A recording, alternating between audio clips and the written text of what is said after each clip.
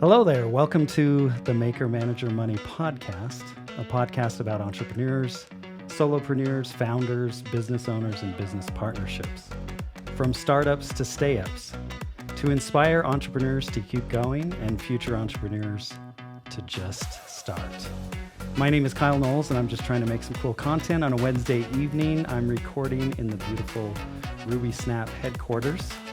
I'm actually in RubySnap's founder's office. Yeah. Yes. This is cool. Yeah, I'm in the building right next to the RubySnap retail store in downtown Salt Lake City. And of course, today's guest is Tami Steggell, founder of RubySnap Bakery.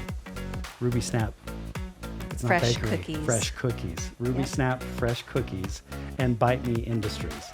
Her favorite pastime is recipe development, ingredient and nutrition research, and sharing all that knowledge with her fans and customers.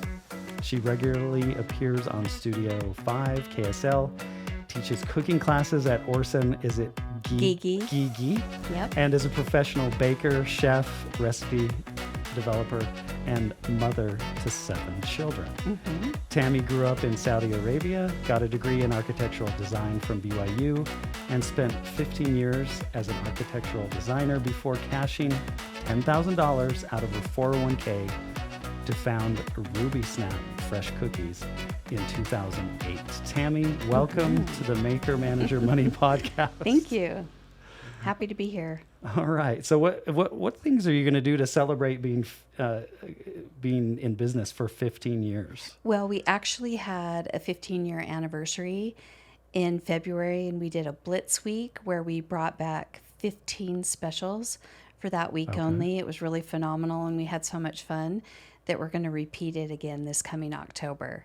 And For your 16-year anniversary. Well, we're doing 15. It's still our 15 It's still year. 15. Okay. And so we just thought it was so much fun to have all that buzz and hubbub happening in the bakery that we're going to repeat it in October. Okay. And I've spent all summer developing a new recipe every week, just for fun, just to like push the limits and explore new ideas. So we'll be featuring some of those recipes in October. Awesome. So what is your favorite cookie? Well, I feel like I am my best critic, and I am selling to me. So I am my best customer. So if I like it, then that cookie makes it into the lineup. And if I don't like it, it's not going to make it into the lineup. So I like them all. Okay. You don't have a favorite. You can only have one cookie before you go on vacation. Which one are you choosing? Okay, if I did a daily cookie, I would probably today pick the Snickerdoodette, which is an horchata snickerdoodle. In the past, I have just been in love with Penelope. It's a peanut butter dipped in chocolate. And also our dark molasses ginger, which is Virginia.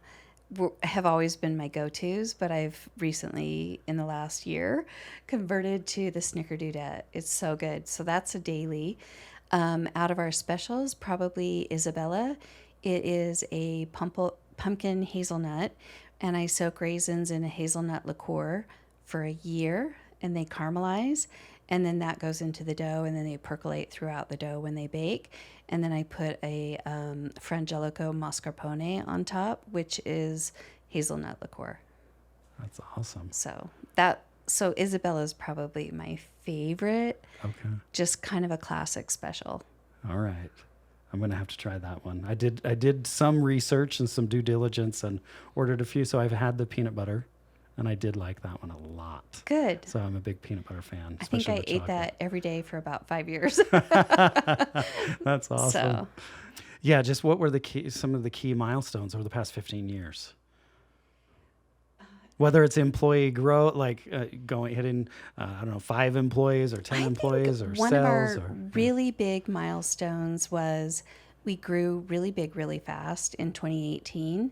And I realized that bigger isn't better, better is better. And I also realized that I wasn't loving the journey, and I made a promise to myself early on that I would do RubySnap so long as I loved the journey. And I I got to a point where I'm like, wow, I'm not loving the journey, so I better course correct. And that's what I did. And we closed down those 5 stores, and we withdrew from 165 states, or excuse me, 165 grocery stores. And myself and my staff were immediately happier within a week. And then about 2 weeks later, COVID was announced.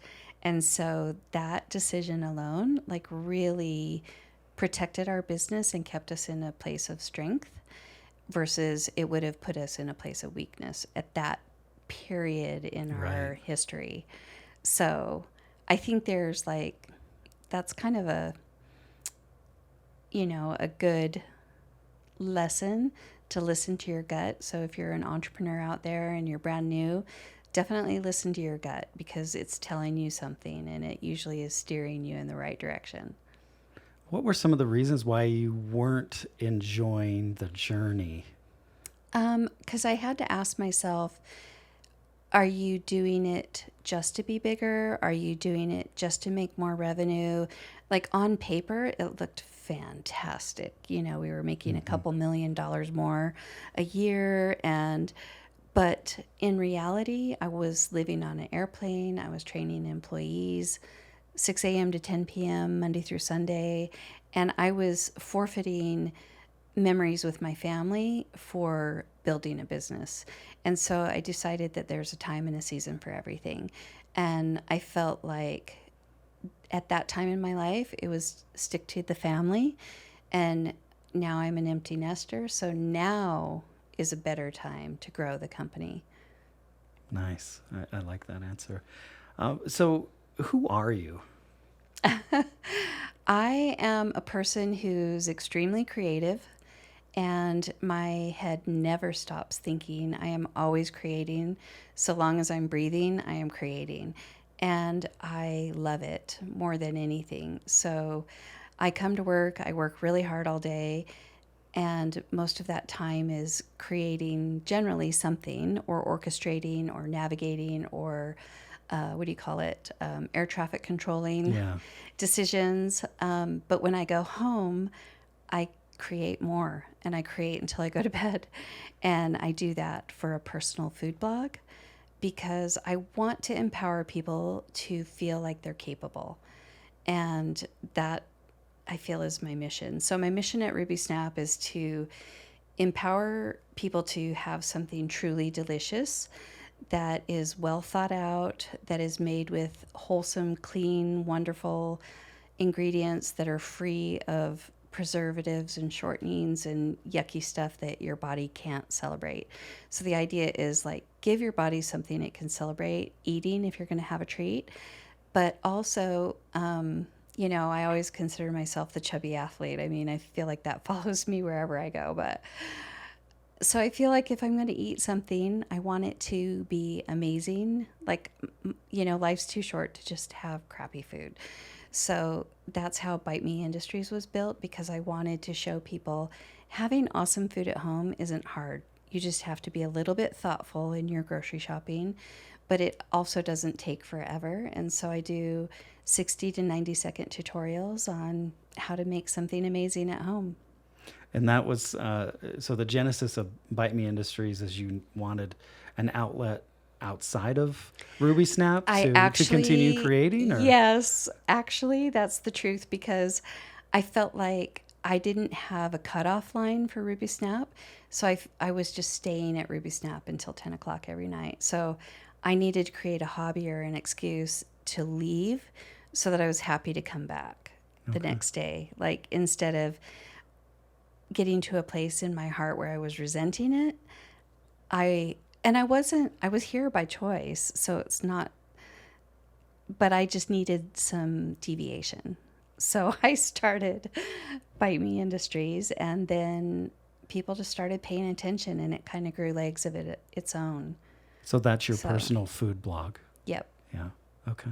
So, I mean, the podcast is called Maker Manager Money, and you've given me all kinds of indications that you're more of a maker than a manager, or you're a dual threat, because obviously you're CEO, founder, running a business. So you started kind of as a maker, then you've had to move into becoming a manager. And then sometimes what I found in interviewing other entrepreneurs, that transition's hard, and then they're not creating as much. But what you did is you established an outlet to go home to that you could then Create continue more. to be a maker.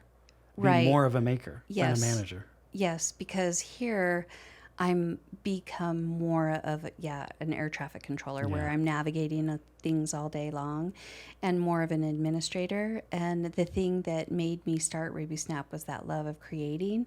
And I feel like without creating, I feel like my soul is missing. Yeah. But I'm very methodical. I'm both creative and very structured and organized. So it's kind of a good little match for running a business, because I do care about details and intelligence and tracking information and training and teaching people really well and building a culture that feels congruent to the brand and congruent to a high level of happiness, which is something that is really important to me. I'm like, this is my life. I get to build it the way I want. So I want to be happy at work. I want to be happy outside of work. And please don't interrupt my happiness. That's a great thing for any founder to ask of their business. Please do not interrupt my happiness. Yeah. It should be a T-shirt or something. Yeah. Yeah. I For like real. that. Yeah. I like that. Okay. Well, so I met your social media manager Yes. just a few minutes ago, but you did something with social media in 2020. I think it was during the pandemic.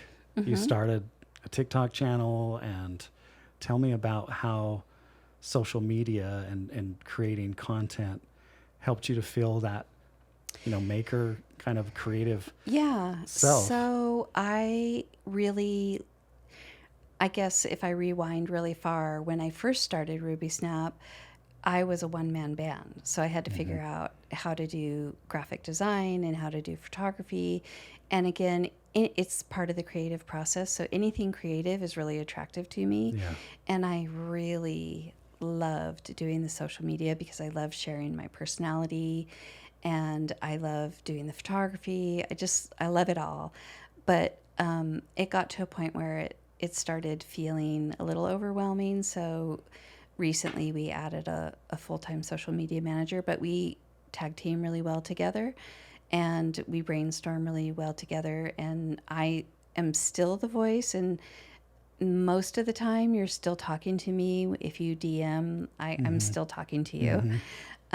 But it was really hard for me to let go of that. I bet. And early on, there were a lot of things that were hard for me to let go. No matter what it was, like just managing the bakery. I have had a bakery manager for 8 years now, and but I've gotten really good at delegating. I just feel like I'll train you really well. I don't want to micromanage you. I'm going to trust you until you give me a reason not to trust you, and it empowers people to do a really good job, because if you train them well and then you display a high level of trust, then they don't want to let you down. And so if you're an entrepreneur that is struggling with letting go or delegating, like, it's not a bad thing. It just frees you up to grow more and learn something new. Yeah, it seems like it would be very hard to scale if you were still had your hands in everything. Yeah, you can't. It's not possible. Yeah. So talk to me about creating content for RubySnap. And it sounds like, okay, now you've hired someone else to do that for RubySnap, but you're creating all your content for Bite Me Industries, Yep. right? Mm-hmm. Yeah. So I'm still doing it. Yeah. Okay. And then how did you learn, I don't know, video editing skills, or how to create cool videos? Because I've gone through your feeds on TikTok and Instagram, and they're awesome. So how did you learn that? I don't feel like I ever took the time to actually educate myself on how to edit videos. I do it all on my telephone.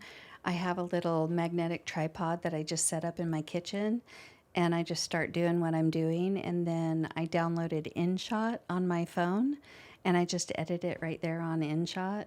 Okay. And you can you can edit out sound, you can dub in sound, you can like phase into new phases of your video. And I'll probably get a little bit more sophisticated as time goes on, but I don't have a lot of extra time, but I do want to share content with people.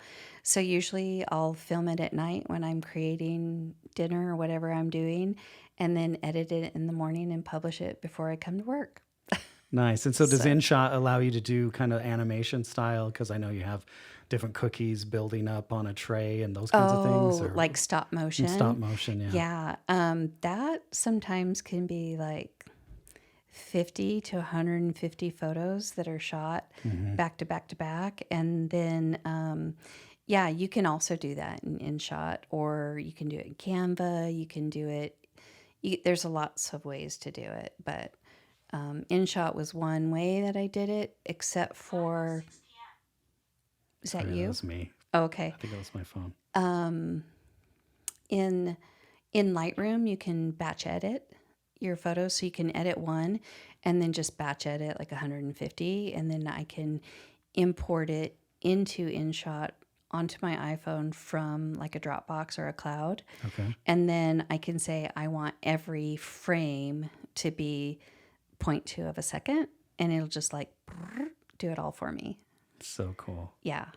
Yeah. So you just figured it out and you just tried things and you saw what was working and what wasn't working. Is that kind of your approach? That's actually kind of a little bit recent in the last year is the stop motion. And that actually was a gal that used to work here. That was kind of her side hobby since she was a little kid. Okay.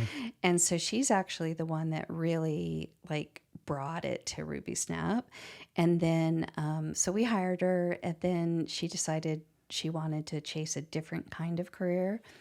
And so I took it over for a while. And then our new social, we call her a curator, has been doing a really good job, like spinning it to her own version of what stop motion looks like. Okay. So what other tools have you used as a founder and business owner that have, you just use every day and you just can't live without? Oh, I love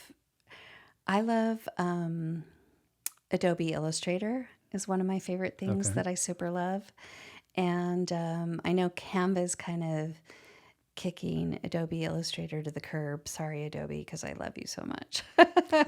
But I use Photoshop daily, like daily. And I just will do like really quick. I never really slowed down to become like a really good photographer, but I feel like I have a good eye for design. And so I will just basically white balance all my photos in Photoshop. I don't really do anything else. Like I rely on the shot just being a good shot with good color, good lighting, and then I just give it a quick white balance, if you know what that means. Yeah. So, but yeah, I've never really learned how to navigate Lightroom. Someday, maybe I will, but I usually study nutrition is what I do in my extra time. Okay. So you used Illustrator to create all your packaging and your brand. Yeah, so Illustrator I use for graphic design if I need to do anything for the website or packaging design. And I really love that. Like I think that would have been a great career in another life, is to do packaging design, because I could just see it. Like I could see spaces when I was doing architectural design. I could just see things come to life, and I'll build little mini Barbie-sized models first so that we can kind of see it in 3D, like how it looks. That's really cool. And what is Canva starting to do for you that maybe you used Illustrator and Photoshop for before? I don't use Canva a lot because I'm so fast at navigating Illustrator, but I feel like the up and coming generation is using Canva a lot, and I've used it once or twice to kind of cheat a little bit. I kind of call it cheating, where I can like swap out a background really quick. Yeah. Where I've never done that before. I just rely on the background that I've created for the shot. But if I'm like, I didn't like blue, I'm going to swap that out for black or red. Yeah. Canva will let you do that in 2 seconds. Yes. Yeah. And I'm like, wow. You know. It'll let you put really cool shadows on it. And so sometimes I kind of feel like it's cheating a little bit, but I mean, it is technology and it's really good for like if you want certain kinds of graphic looks. Yeah, for sure. And I feel like a lot of the up and coming generation have used it because they're, they really focused on schools. And so a lot of schools use it and thousands of templates in there. You can swap things out. Oh, yeah, they're smart. Yeah, wedding invitations to brochures to resumes to video editing. Really all kinds of savvy stuff. Yeah. Yeah, it's pretty incredible. Okay, so why are you here Why am I here? on the earth? Oh, I think that I was here to bring creativity to people. I think I'm also like very patient. I'm also a total lover. Like I love everyone. And you could do something really bad to me and I'm still going to love you. Like, I don't know. I just think I was here to like create a pleasing place for people. Like, Nice. I feel like one thing that we train in the bakery is we want people to feel happier when they leave than the moment they walked in. And we work really hard to live that kind of level of happiness behind the counter as well. But I think that I just care about peacefulness, if that makes sense. Yeah. So, and obviously happiness. Nice. And I think that points to what you want. But so what, as far as RubySnap goes, where do you see it headed and what do you want for RubySnap? I would like to see it grow. I'm ready. I have the headspace for it now. I think that RubySnap belongs more places than just Salt Lake City. I think Utah is really saturated. I'd love to grow out of state, especially in the western states. I feel like the Western Belt is really strong economically. And I'm ready for it. And so I have gone through some HACCP certification, which is hazardous and critical control points, so that I could just be ready for any scenario that comes my way. And so I'm a good at rocking and rolling. Like when I make a goal, I'm ready to go for it. So, and I stick to it. Nice. Okay, so let's talk about the RubySnap brand a little bit. Where did Ruby come from? RubySnap and kind of the colors and the logo. How did that? That's really fun because I love history. I love world history, but specifically I loved just that idealism of World War II where people just came together to like save the day. And I definitely romanticize it. And so during World War I, the male flyers were nicknamed the Doughboys. And in World War II, the female women air service pilots who came forward to help when there was a shortage of men were nicknamed the Dough Girls. And so our original bakery was called Dough Girl until that trademark was taken away. So I wanted to stick with that theme and just kind of honor that sense of yesteryear when food was just made. It was made in your kitchen by grandma. It was awesome. It came out of the fields. It was wholesome. It was good, which is everything that emulates how we develop recipes here is just wholesome, good, clean, because real food tastes really good. And so when we changed our name to RubySnap, I wanted it to sound like a call name if you were a female flyer. And so I took a name and a phrase from the 40s. Ruby was a name and Snap was a phrase from the 40s, but I put a whole bunch of them together, about 350. Are you serious? And I narrowed it down to 2, and one of them was Lily Tango, but I couldn't say it. I couldn't get it out of my mouth, but I applied both for trademarks with USTPO, and they were both accepted, and RubySnap just rose to the top, and it felt natural to me, and it feels fun and playful and sassy and lighthearted, and I just liked everything about it. So that's how I got the name RubySnap. All right, and then I love how you've used it, even Snap on your your shopping cart. I think when you check out or something, there's some kind of Snap, and then hey there, hot stuff, and all these other kind of playful phrases and stuff. Yeah. The brand is really strong. I really love the brand. I love the brand too. I really do. It just feels good. Mm-hmm. And I feel happy about it. I feel proud of it. And I never bemoan how hard I work because I love what I do all day, every Right. day. Okay. What's your superpower then? It sounds like you have a lot of different gifts and skills. What is your superpower? What would you think your superpower I is? feel endless creativity. I feel like my superpower is flavor development and how I unite flavors, maybe even things that don't belong in the same sentence, where I can bring things together and bring them to life and like wake up your palate. I feel like that's my superpower and my super passion. Yeah, I would agree with that because I'm a huge fan of oatmeal cookies, and when I had your oatmeal cookie, I for sure thought it just mentally thought it was raisin in there, and it wasn't raisin, right? Yeah. Isn't it apricot and cherry or something Uh-huh. something Yeah. like that? It's apricots and dried cherries. Okay. I loved it. I Yeah. mean, I loved that cookie. That was probably my favorite cookie that I've tried of yours so far. That cookie, if you bake it fresh in your oven at home, like hot cookie a la mode, it's like having a cobbler. Wow. And it is so good. Like, That's a good idea. eat it like 5 minutes out of the oven. You can purchase the pre-portioned frozen cookie dough here in our bakery. We don't offer it in stores. We could, we just didn't never printed packaging for it. Okay. But maybe in the future. Yeah. Okay. Nice.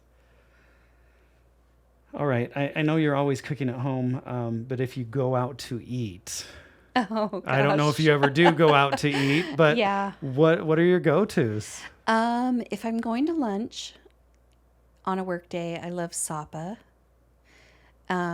which is just around the corner from RubySnap. If I'm going out to dinner for my birthday, I really like the Dodo in Sugar House. I love sushi, but I feel like nobody else in my family does. So I usually do that in secret on my own. And where do you go for sushi? I used to go to a place called, they closed down and they were by my house. Dang, the name is slipped. I can't remember it right at the moment, but I do like sushi. I love Indian food. I love Himalayan Kitchen. It has really good Indian food. So yeah, I'm a food lover, but we do prefer eating at home. And because of that, I have built out my kitchen and dining room to feel like a restaurant Okay. because my husband literally is like, I would rather eat at home. Your cooking is so much better. So it literally feels like you're entering a restaurant. Like it's Is it a booth? Or like yeah, what kind is of it? booth Yeah. style and these big, huge, giant, oversized lights. And anyway, it's kind of funny, but that's why I built it out that way because I wanted to feel like I was going out while I was still at home. We're going out, but I'm doing all this work Right. to cook. And- Well, yeah. we're a good team. Like we cook and clean together, and Okay. it makes more hands makes light work. So Yeah. Did any of your children, now you have 7 children, correct? Did any of them follow in your footsteps, and are any of them good cooks, good chefs? Well, I don't want to offend anybody because you're all awesome. But I definitely have one daughter that is very interested in cooking. That's not what she does for a career, but she's very good at it. And yeah, we love to swap and share a lot of recipes together. Nice. Were any of your parents or family entrepreneurs? No, not at all. In fact, I think my parents thought I was crazy, and I'm kind of the accidental entrepreneur. I never set out to be one. And I think that the best entrepreneurs are built by accident because you're chasing a passion that is, congruent with who you are, rather than chasing the almighty dollar. And if that makes sense, like Yes. I feel like when you're genuine, like the money just follows. But yeah, no, my parents were not entrepreneurs. My dad's an engineer, electrical engineer, And my mom was a stay-at-home mom, and she was a really good cook. So, Do you feel like that's where you got your sort of inspiration to cook things, is from your mom, or she was definitely a very strong example, but we also traveled the world. And so I really had this great taste for international food and just kind of a love and appreciation for all kinds of cultural food. And I feel that those things inspire me a lot. And that's why I think sometimes I do irreverent things where I'm combining two cultures together, like two spices that come from different cultures and things like that. Okay, I noticed that in one of the cookies that I had. I was like, is there a hint of something else in here? This is not your typical. I can't remember which one I ordered, but I was okay. like, there's something different about this one. Oh, I'd be curious. Yeah, like Yeah. I might put hints of things Yeah. in very small amounts and maybe not call it out. Like I might not emphasize that that's in there, Yeah. but it definitely builds flavor. And I build flavor a lot with fruits and vegetables too. Okay. Not just spices. Yeah. Okay. So you had a wide-ranging palate, basically, from living in all these different places. Right. And where was the place that was your favorite place that you lived growing up? You know, I don't know, but I definitely love that Middle Eastern flair. I love so many things. I love rice and hummus and tahini and just rich, deep flavors. I love Persian food. I love Indian food. I love it all. Like, I really do. And I feel like there's so many cultures who really reverence food and treat it like a true art. And I don't know if we always do that in America. We're very convenienced. And I love Balinese food. That's probably my all-time favorite, actually, because it's just fresh. And what would that be? Give me an example of a dish. It's probably like they do a lot of like nasi campur is one of my favorite. It's a tempeh dish with a bunch of sambals that surround the tempeh and rice, and it's just amazing. They use like a lot of like fish where they almost like a sardine where it's like mashed down, but it's like a very subtle sub flavor to dishes. But all things fresh, like they got the coconut off the tree that second, roasted it, shredded it, added it to a dish. Wow. Like, they use a lot of pandan leaves, which they make beautiful green crepes and fresh banana crepes and fresh everything. Like they have a dish for breakfast called ayam Berber, which is basically a chicken and rice porridge for breakfast. Like everything they make is just absolutely delicious. But you have to go there to eat that. There's no place in Utah that you can go get any of that. No. Okay. So you have to get on a plane. Yeah. It sounds so good. It's you amazing. Just have to get on a plane to go. My go favorite there. place on earth. Wow. Yeah. That's so cool. So did you exhibit any entrepreneurial traits growing up?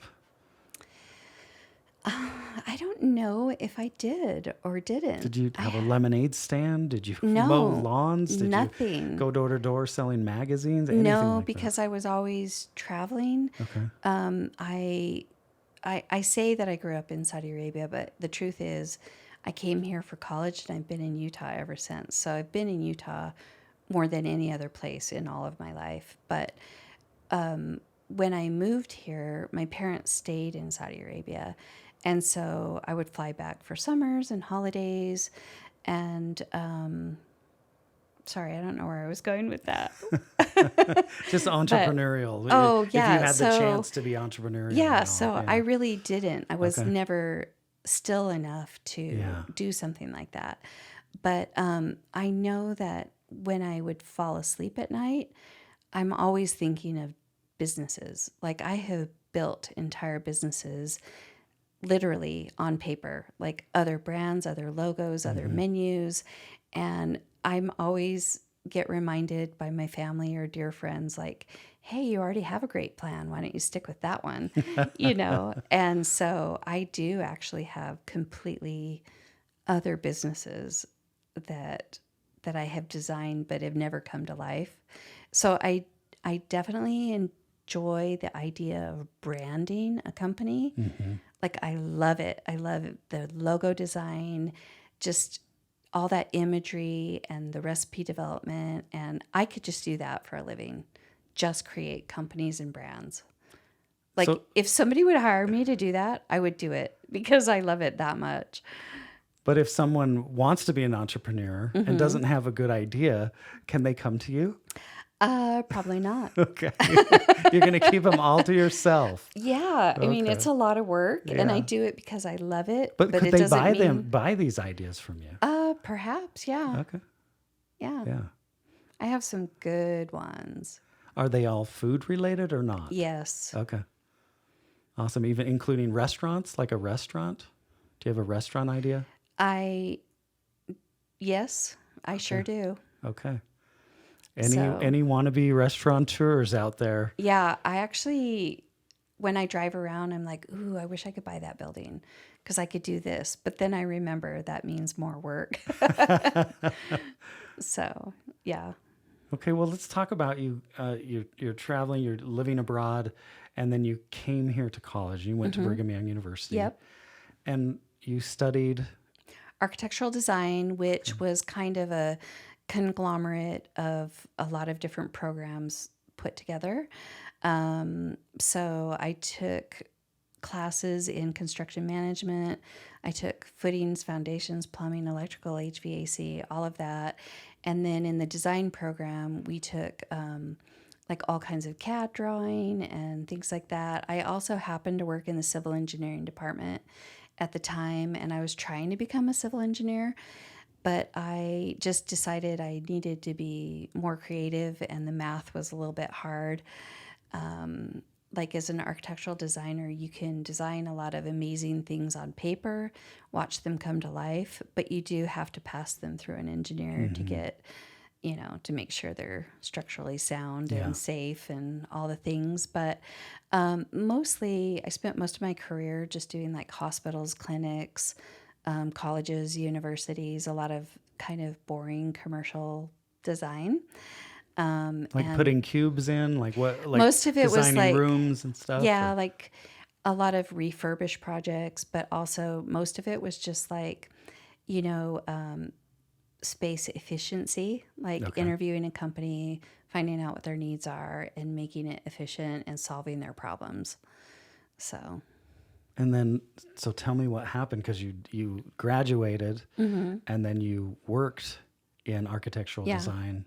And then what was the light bulb? What was the motivation to start your own business? well, I say I loved it until I didn't love it anymore. Okay. And I'm all about loving what I'm doing, because why wake up every day and do something you don't love? And one of the catalysts was 9/11, and it really changed our industry, and everybody was competing for dollars.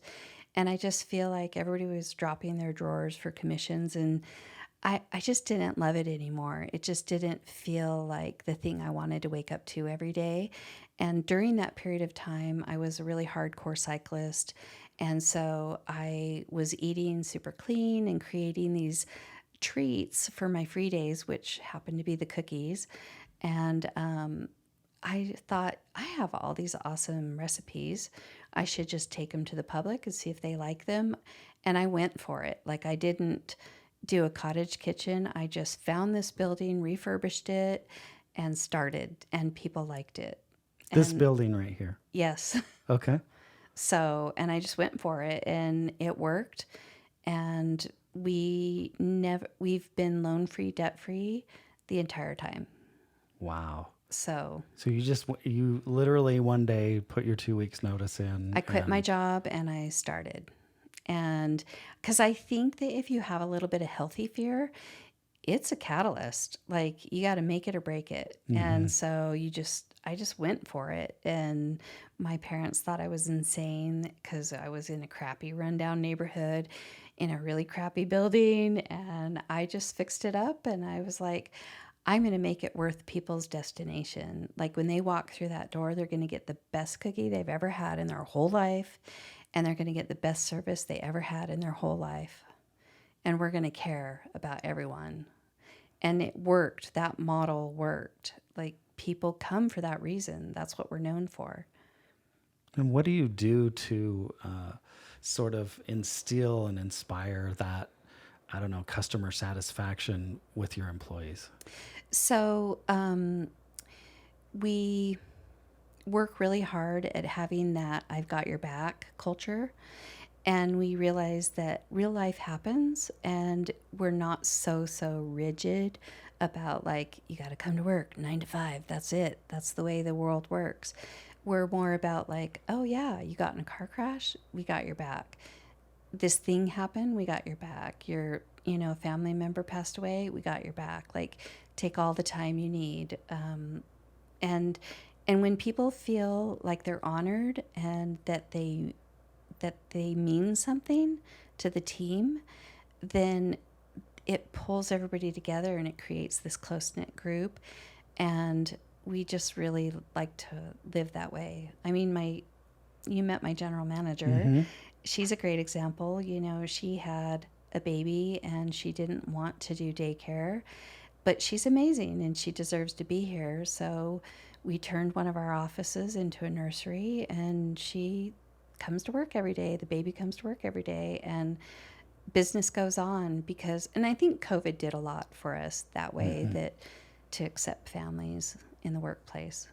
Okay, so I'm a new employee and I come to work for RubySnap. Is there a corporate video? Is there a PowerPoint you go through? Is there what is this just, lead by example and everyone kind of... We do have a handbook, a company Okay. handbook, where we've built it over the years. Like when we have learning opportunities, Mm-hmm. because we say there's no such thing as a mistake, it's a learning opportunity, then we document it and we record it and we write it down. But I mean, as much as possible, we try to have all of our standards written in a handbook, but it is lead by example. And it's also, there's no such thing as dumb question. And we have a company Slack channel where we can talk to each other daily, so that it's not a he said, she said. Everybody reads the same thing. Mm-hmm. We have monthly team meetings. We have quarterly SWOT interviews, which is strengths, weaknesses, opportunities, and threats, where we're always in communication so that we don't get so far misplaced from each other and build stories in our head, if that makes sense. Like we try to keep the lines of communication really open all the time. And then we do twice annual company parties, and we just try to really operate family style but professional. Okay, and you're the chief executive officer, the founder. Are you also the chief product officer? Yes. Okay. Yes, of course. And do you have anyone else helping you with that, or you have the vision? These are the recipes, or is there anyone else that's submitting ideas to you? I own it. Okay. I own it 100%. And if you give me an idea, it's probably not going to happen because I want it to be my idea. I know that's a little selfish, but I get it. or it's something that we've already created. It's just been archived. Okay. So I really love that piece so much. Yeah, I can that tell. I would never let anybody create a recipe. I would be like, nope, not gonna happen. So RubySnap is literally Tami Snap, basically. No, I wouldn't say that because I have an army of amazing Right. people that work here. We have 27 employees, and there's no way I could do any of this without them. For sure. I am able to do what I do because of them. And yeah, it's definitely a team effort for sure. I get it. But I also understand founders who are that visionary and creator and who are the chief product officer. I understand that. Yes, for sure. Yeah. And I love it. It's what makes me wake up every day, Like this morning, I woke up so that I could write scale a recipe and get it launched for next week. And I like look forward to that. And I write everything in the metric system, and I also write everything in another language so that it's not in English. What's the other language? Spanish. Okay. So. All right. Because you didn't learn the metric system in the United States, did you? It's international. Right. We're the only ones that don't use it. I know. Yeah. And it's easier. Yeah. It's so much easier. It's so much easier. And it's precise, and you don't make mistakes. Yeah. So, but I write them both in metric and imperial. So. Okay. Yeah, I remember growing up here. I think it was junior high or so. They were pushing the metric system, but then it didn't really take off. I don't know what happened. But it's too bad it didn't. But it's way too bad. Even the size of paper. You know how they have A4 and all these different sizes. It's so precise. It so makes sense. And then we're sitting here with 8.5 by 11-inch printer paper. So change is hard, I guess. Sometimes it is hard. In the United States, it's very hard to change here. So, what's something that most people don't know about you? I have no idea. I love the outdoors, but I think everybody knows that. I go to Pilates almost every morning. I played lacrosse in college. In college, I was on the men's tennis club because I kept beating all the women. So they just moved me to the men's club. Okay. I don't know. All right. I know you're out there on social media, so probably a lot of people know a lot about you. I don't think there's any secrets anymore. Okay. So. Nice. What's one thing that you would tell someone who is decided to put their 2 weeks in and start a company? What's the piece of advice that you would give them?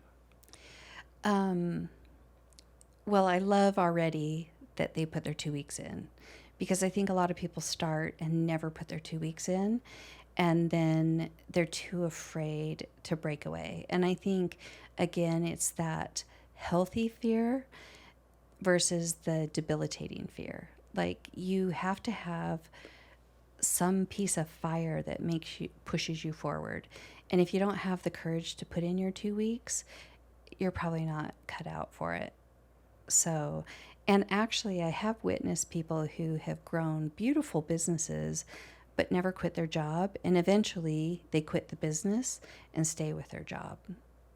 And so I think just if you love it more than anything, you're probably going to succeed. And I think a lot of people discount the word passion, but that is an ingredient. You need the passion to be an entrepreneur, because it's going to be the hardest thing you've ever done, and you're going to have to work harder than you've ever worked, and you're the end all for every decision. When people don't know what to do, you're it. So yeah, the buck stops with you, right? Literally. Mm-hmm. When every little thing happens, it's up to you. Like, we had an earthquake, and do you remember that? Mm-hmm. And our power here was out in all of our buildings for a week. Well, we've got $150,000 worth of pre-portioned frozen cookie dough waiting to go to grocery stores. What do? So we brought in a big, huge, giant generator, and we were also able to power up Fisher Brewery. So, but those are the kinds of problems you have to solve all the time. And it's not if they happen, it's when they happen. You have to be ready to act on your feet at all times. I like that answer. So, what are your thoughts about executive coaching, mm-hmm. and kind of if you can talk through that path for you in getting executive coaching? As in having a mentor for myself, mm-hmm. or mentoring others? Both. I've never had a mentor for myself, mm-hmm. not for any particular reason, but I would definitely be willing to mentor others. Okay. Just because I feel that people were good to me on my journey. Other small businesses were good. I could reach out to them, ask questions, and it wasn't taboo. And it wasn't a secretive society of, I can't tell you how we got successful or who our sources are. I felt like people were really generous with me, and that was a good lesson to kind of pay it forward. Nice. What's a book that you recommend the most to people? Gosh. Simon Sinek, I think, has one called Know Your Why, and it helps you to pause and stop and think about like what's really important to you and how to take that and drive it further. That's a good one. One of the early books that I super duper loved was Delivering Happiness by Tony Hsieh, who is the founder of Zappos. And I felt like when I read that book, he reached exactly into my brain and pulled out all my thoughts. And I was like, yes, wait, that's me. Like, and I loved that book. But I've read so many books that are all really, really good. Of course, one of the fundamentals that everybody should read is Dale Carnegie, How to Win Friends and Influence People. And I think that's just a basic fundamental book. That's a great book. Yeah. Yeah. Okay. Well, so I have a lightning round of questions, and we can wrap up here in just a few minutes. But what's your favorite candy bar? Oh, dang. I don't know. I'm not much of a candy eater. But when I used to drive my children to Disneyland, I would eat lemon heads. Okay. And that's how we came up with our Lily cookie, because I wanted an excuse to buy bulk lemon heads. Nice. So you have some lemon heads in there. Yeah, we don't carry that cookie anymore because Ferrero Pan Company decided to no longer sell bulk. We used to buy 5,000 pounds at a time. Wow. That cookie was so popular. So 5,000 pounds of lemon heads. Like, what's a rough estimate of how many lemon heads that is? Oh, that's a lot. No clue. Yeah, that's so many. Hundreds of thousands. I don't know. Yeah. Maybe 1 million. Crazy. Okay. What's your favorite musical artist, or who is your favorite musical artist?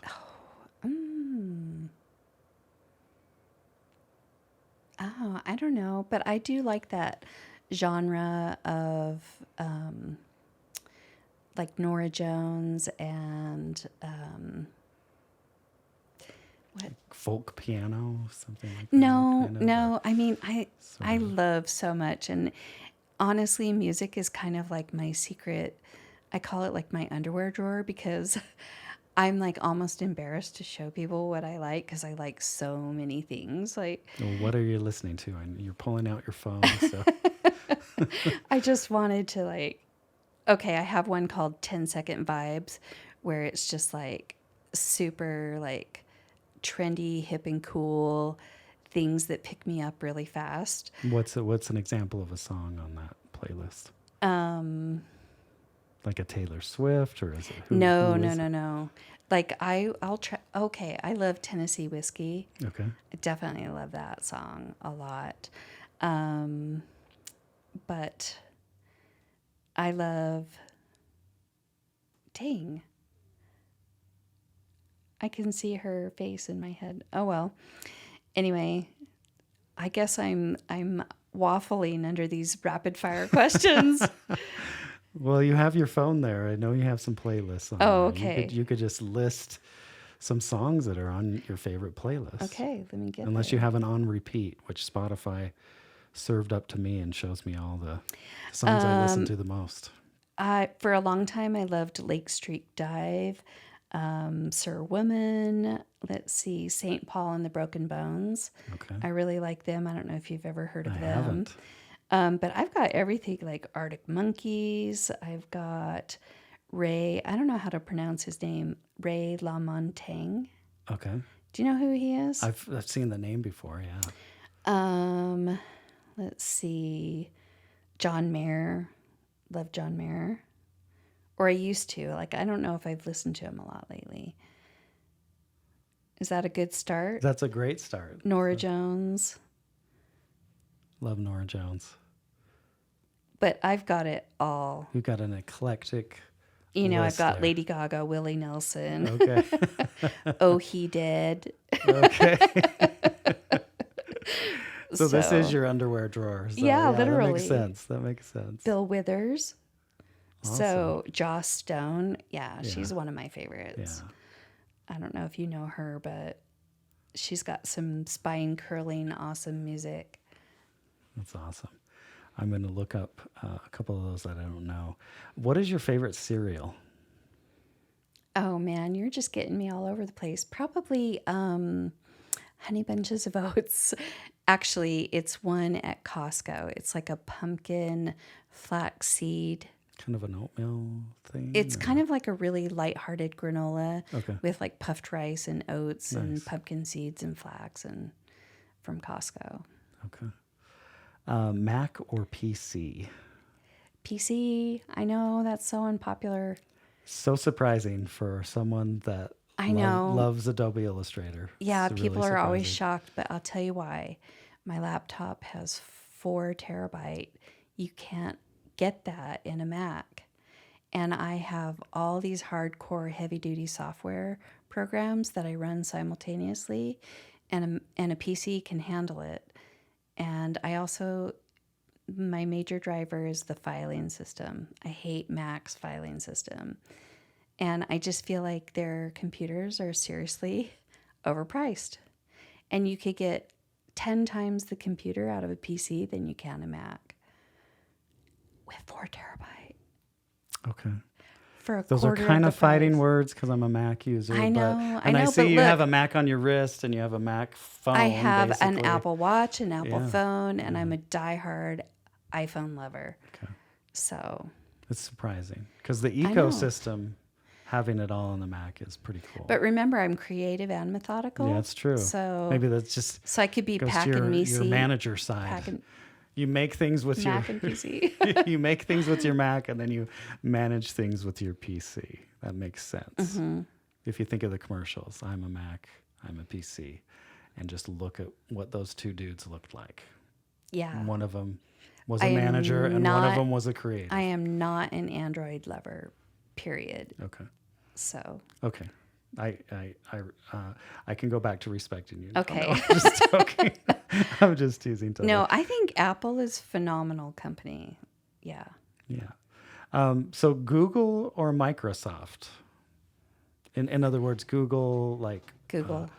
like, do you use that for mail and documents and things, or do you use Microsoft Outlook and Word? Oh, and gosh. Excel? See, I use both. Okay.